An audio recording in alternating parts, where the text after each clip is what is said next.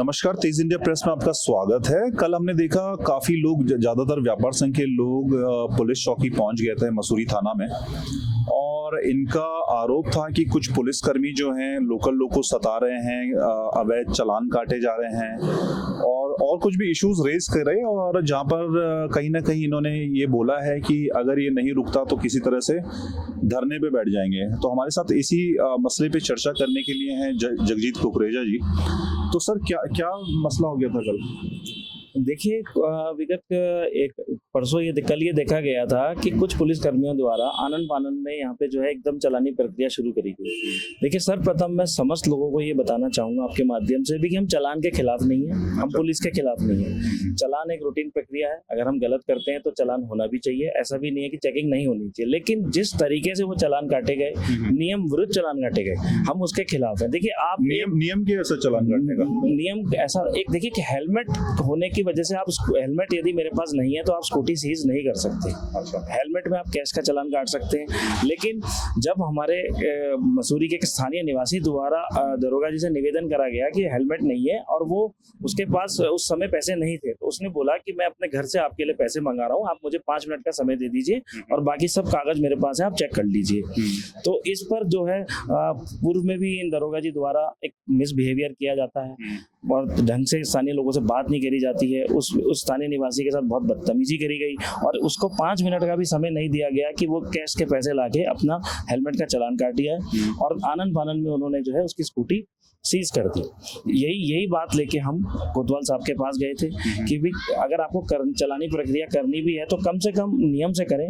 और देखिए, एक प्रॉब्लम और आता है, स्कूटी सीज होने का क्या प्रॉब्लम है कि मसूरी में सीओ ऑफिस नहीं है, तो यहाँ पे जो है यदि स्कूटी सीज हो जाती है तो उसे छुड़ाने में बहुत दिक्कतें आती हैं।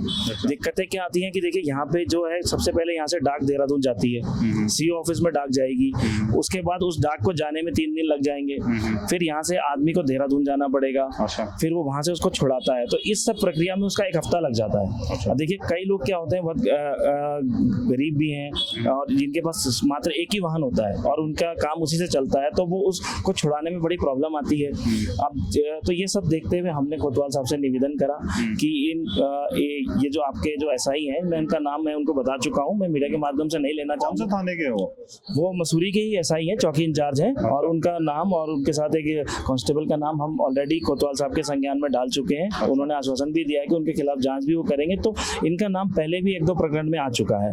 पहले इन्होंने इनके ऊपर भ्रष्टाचार के आरोप एक महिला द्वारा लगाए गए थे, इससे पूर्व जो कोतवाल थे तो कार्रवाई हुई थी उनके ऊपर कार्रवाई उनकी जांच करी गई थी, उन्हें चेतावनी देकर उस समय छोड़ दिया गया था। लेकिन अभी तुरंत ये देखा गया है, अभी कुछ दिन पूर्व में ही इन्होंने एक होटल से भी अवैध वसूली करी है। सिर्फ एक गुनाह उनसे क्या हुआ कि जैसे आईडीज में एक फैमिली की 3 में से 2 आईडी उनके पास थी और 1 आईडी नहीं थी। तो उन्होंने बोला कि भाई इसके उन्होंने उनके पैसों की डिमांड करी और पैसे लेके भी आए। अच्छा, 3 गेस्ट थे, 3 में से 2 की आईडी, एक की नहीं थी। हाँ। तो वो उन्होंने जो है उनसे पैसे की अवैध वसूली करी। इसी तरीके से छोटे छोटे प्रकरण वो करते हैं, किसी दुकान से सामान डिनर पैक करा लेते हैं, कहीं से सब्जी पैक करा लेते हैं और अपनी धौंस में पैसे नहीं देते हैं। तो ये सब प्रकरण हमारे द्वारा कोतवाल साहब के संज्ञान में लाया गया।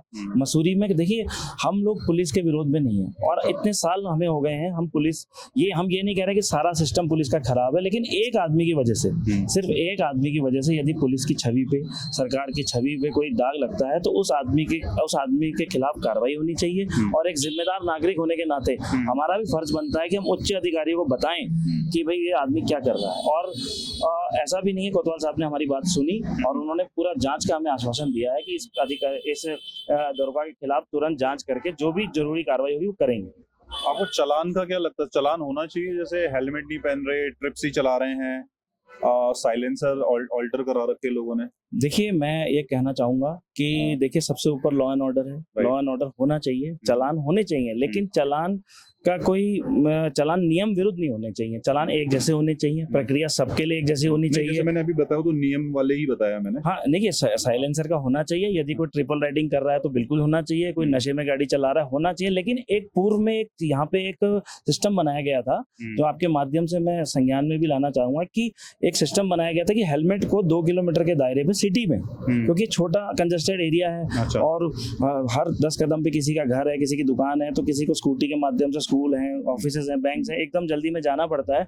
तो उसमें हेलमेट को हमने एग्जेम्प्ट किया था। तो हमने एक कोशिश करी थी कि आपस में एक सामंजस्य बनाते हुए कि किंग रेड के नीचे हेलमेट का चलान हो, और बाकी चीजें अगर कोई रैश ड्राइविंग कर रहा है, कोई गलत गाड़ी चला रहा है, कोई साइलेंसर चला रहा है, तो उसका बिल्कुल चलान होना चाहिए। ये नियम किसने बनाया था जो ये नियम ऐसा एक आपसी उसमें हमने बनाया था। देखिए देहरादून में भी आप देखेंगे पुलिस इन्वॉल्व थी उसमें? हाँ, पुलिस के साथ एक पूर्व में एक परंपरा चली आ रही है, मतलब ऐसे कोई नियम नहीं है।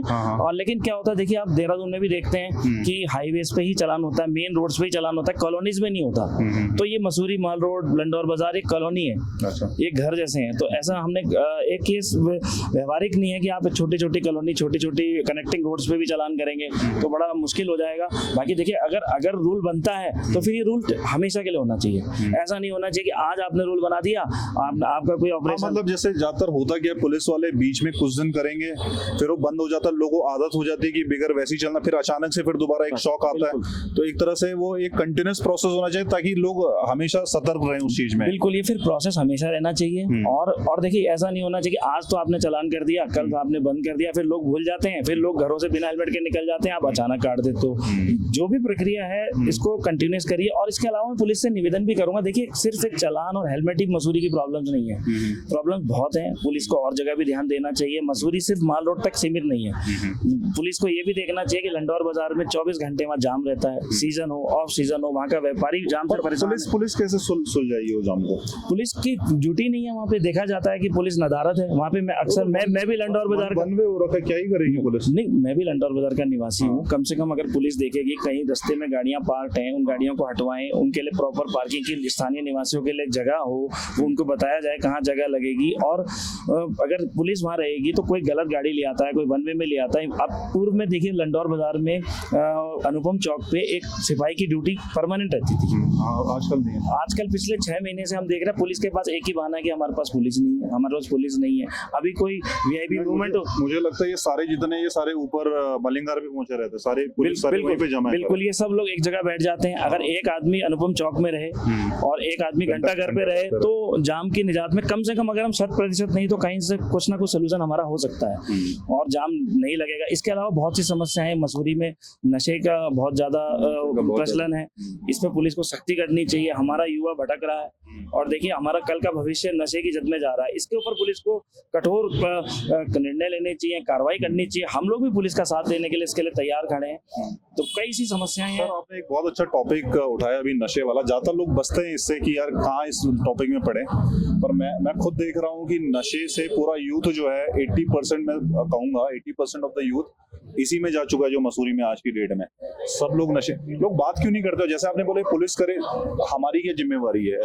हमारी भी रेजिडेंट ऑफ मसूरी, हमारी भी तो कुछ हम भी एक जनप्रतिनिधि हैं, हमारी भी जिम्मेदारी बनती है और हम समय समय पे जागरूकता अभियान चलाते हैं, कोशिश करते हैं अपने और एनजीओ का भी मैं निवेदन करूंगा, आप लोग भी आगे आए, हम लोग भी आगे आए, सब लोग मिलकर एक बड़ा कैंपेन मसूरी में चलाएं। और पुलिस की जिम्मेदारी इसलिए मैं ज्यादा कह रहा हूँ कि देखिए लॉ एंड ऑर्डर पुलिस के हाथ में है। कहाँ से नशा आ रहा है, कैसे बिक रहा है, ये सब पुलिस को देखना है। हम लोग जागरूकता कर सकते हैं, अपने युवकों को समझा सकते हैं और हमारी कोशिश ये रहती है कि बच्चे नशे की तरफ ना जाएं।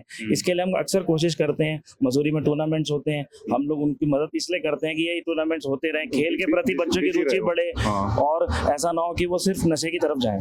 तो पुलिस की सबसे ज्यादा जिम्मेदारी तब आती है कि नशा देहरादून से आ रहा है, बाहर से आ रहा है, कहाँ से आ रहा है, उसको रोकें और कौन वो नशे के कौन सप्लाई कर रहा है उसको रोकने के लिए ये मेरा पुलिस से निवेदन है।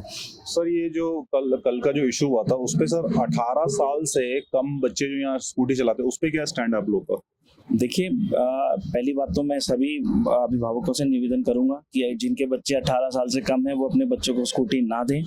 किसी वजह से यदि उनको कहीं जाना है तो उनके माँ बाप उन्हें छोड़ने जाएं। देखिए पुलिस यदि और पुलिस 18 वर्ष से कम बच्चों को पकड़ती भी है तो मेरा पुलिस से निवेदन है कि हमारे पूर्व में कोतवाल साहब होते थे महेश जोशी जी, तो उनका बहुत मसूरी में बहुत मान सम्मान और बहुत अच्छा कार्य उन्होंने किया। वो क्या करते थे कि वो बच्चे की स्कूटी लेके रख लेते थे, क्योंकि बच्चे देखिए धोखे से भी घर से ले आते हैं, बताते नहीं है, तो वो फिर उनके पेरेंट्स को बुलाते थे, पहली बार वो उन्हें वार्निंग देते थे, उसके बाद ही वो कुछ चालानी प्रक्रिया करते थे। तो ऐसा ही मेरा निवेदन है कि देखिए हर चीज़ चालान से नहीं होती है। चालान तो आप कर देंगे इतनी सीधी चालान करके, तो आप चलिए आपने 2-4 लोगों के चालान कर दिए, लेकिन कहीं ना कहीं एक सामाजिक दायित्व तो हमारा भी है, पुलिस का भी है, तो ये सब हमें मिलकर करना पड़ेगा। और मेरा तो निवेदन ये है कि भाई 18 साल से जो छोटे बच्चे हैं वो स्कूटी ना ही चलाएं, और उनके माँ बाप से भी निवेदन है कि वो उन्हें स्कूटी ना दें। ठीक है, थैंक यू सर हमसे बात करने के लिए। Thank you so much.